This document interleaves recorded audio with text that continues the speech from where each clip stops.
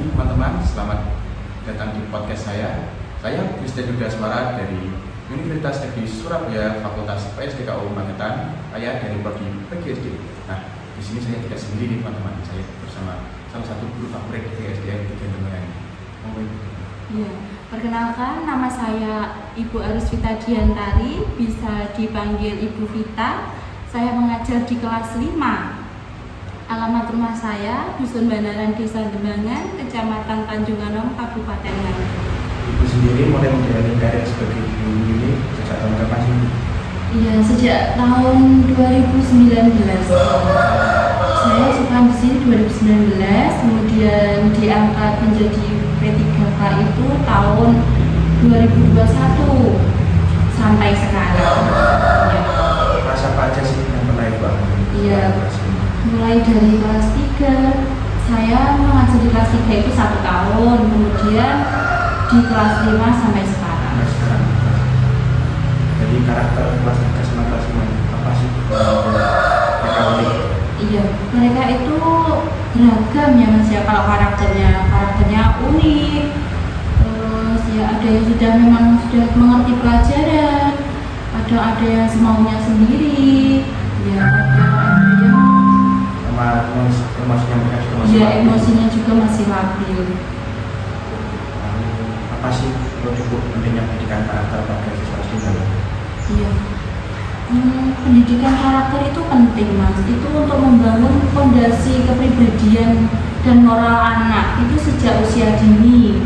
Nah, membekali mereka itu dengan nilai-nilai seperti kejujuran, rasa empati, tanggung jawab, kemudian terampil, dan etika yang baik untuk menghadapi tantangan di kehidupan yang akan datang atau kelak dewasa dia. Ya. Nilai-nilai apa sih yang menurut paling penting dalam membentuk karakter siswa? Nilai-nilai karakter yang paling penting itu religius, kejujuran, disiplin, kerjasama, gotong royong, dan tanggung jawab. Ada dasar gitu. Iya, Dasar itu juga akan penting ke depannya. Bagaimana sih peran guru dalam membentuk anak dalam karakter ini? Peran guru itu menjadi fasilitator, menjadi teladan dan motivator atau penyemangat untuk anak-anak untuk menanamkan nilai-nilai moral seperti kejujuran, tanggung jawab, disiplin, dan rasa hormat terhadap. Jadi itu teman-teman, kalau kita menjadi seorang guru, jadi kita harus memperbaiki diri kita dulu, karena anak-anak juga akan menjadikan kita teladan yang baik. Iya. Lalu bagaimana sih cara itu menerapkan mereka dalam kegiatan belajar mengajar? Ya, menerapkan metode keteladanan menjadi contoh baik, pembiasaan, menciptakan kebiasaan yang baik yang berkelanjutan, tidak hanya sehari atau 2 hari, tapi kebiasaan baik itu diulang-ulang terus sampai menjadi kebiasaan yang baik. Nah, itu akan menjadi mengintegrasikan nilai karakter itu juga ke dalam pelajaran tersebut. Jadi kita melakukan pembiasaan ya. Iya, pembiasaan. Mereka telah digagalkan kebiasaan. Iya, langkah baik. Apakah ada metode khusus itu dalam melakukan pembentukan karakter ini? Atau cara itu sendiri? Pembiasaan penting dalam membentuk karakter anak itu membentuk perilaku baik secara konsisten dan berkelanjutan melalui pengulangan tadi Mas, sehingga nilai-nilai seperti kejujuran, tanggung jawab, dan disiplin tertanam kuat di dalam diri anak-anak tersebut. Nah, jadi kalau kita menanamkan karakter siswa itu dengan cara pembiasaan. Ya. Pembiasaan juga akan mereka juga akan terbiasakan melakukan hal yang baik juga. Iya. Apakah itu mempunyai cerita itu untuk pembentukan karakter? Kalau cerita contoh nyata itu seperti kebiasaan sopan santun, seperti mengucapkan salam dan doa sebelum dan sesudah pelajaran, kemudian berkata yang baik, pemberian teladan dari guru, dan bersikap jujur dan disiplin, dan berpakaian rapi, serta pembiasaan peduli lingkungan seperti menjaga lingkungan kelas. Jadi kita mulai dari hal-hal seperti itu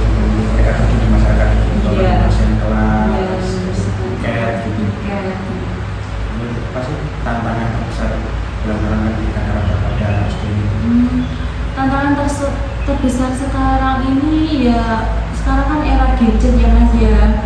Nah, pengaruh ya teknologi digital dan media sosial itu ada yang positif, ada yang negatif. Nah, anak-anak itu umumnya itu belum bisa memfilter mana yang positif dan juga yang negatif, dan juga kurang memanage waktu.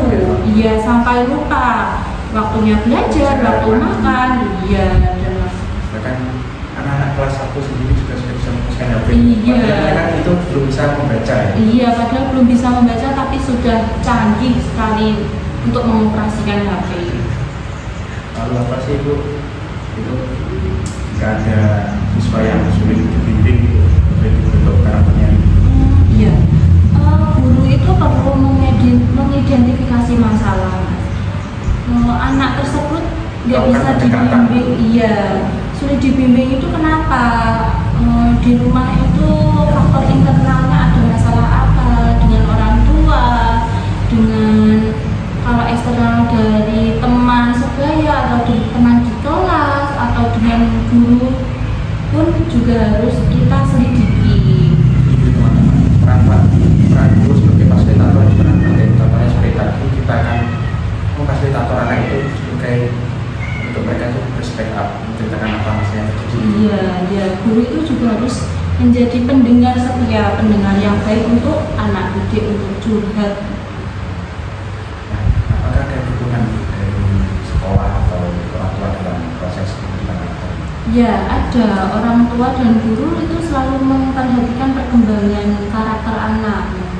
Contohnya waktu pengambilan rapot semesteran itu, itu ada rapat wali murid atau orang tua untuk datang ke sekolah, kemudian dipaparkan apa perkembangan anak atau usulan apa untuk mengenai kemajuan pendidikan atau karakter anak.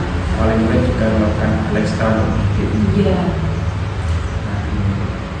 Apa melihat perubahan positif ketika itu sudah berhasil mengarahkan pendidikan karakter pada anak SD? Iya, umumnya siswa akan terlihat lebih disiplin, lebih bertanggung jawab dan mentaati aturan di sekolah.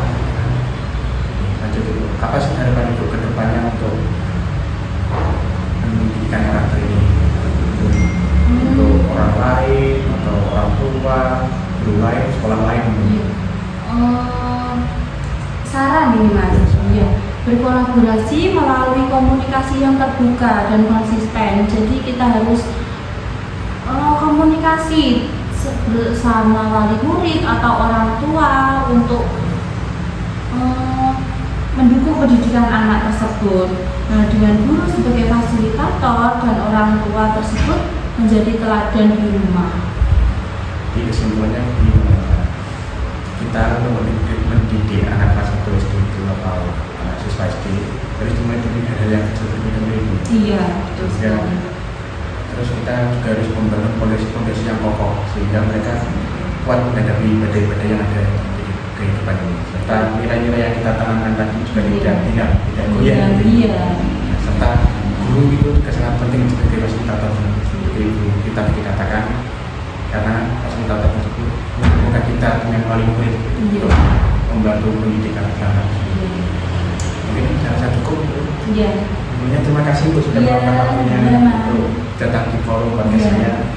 Tentunya kita pamit undur diri ya. Baik teman-teman, saya dan kita mohon pamit undur diri dulu. Assalamualaikum warahmatullahi wabarakatuh.